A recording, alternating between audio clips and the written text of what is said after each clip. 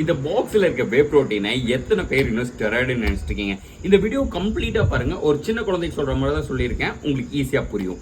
நம்ம ஒன்றும் இல்லை, நம்ம வீட்டில் அம்மா பால் வாங்குறாங்களே, அந்த பால்ல இருந்து எக்ஸ்ட்ராக்ட் பண்ணி எடுத்ததான் இந்த வே. இந்த வே பொதுவாக எப்படி இருக்கும்னா தண்ணி மாதிரி இருக்கும். அதை ஒரு கம்பெனிக்காரர் என்ன பண்ணுவான், அழகாக அதை பவுடர் ஃபார்மில் மாற்றி ஒரு டப்பாவில் போட்டு ஸ்டிக்கரை போட்டு அடைச்சி கொடுத்துருவான். சரியா?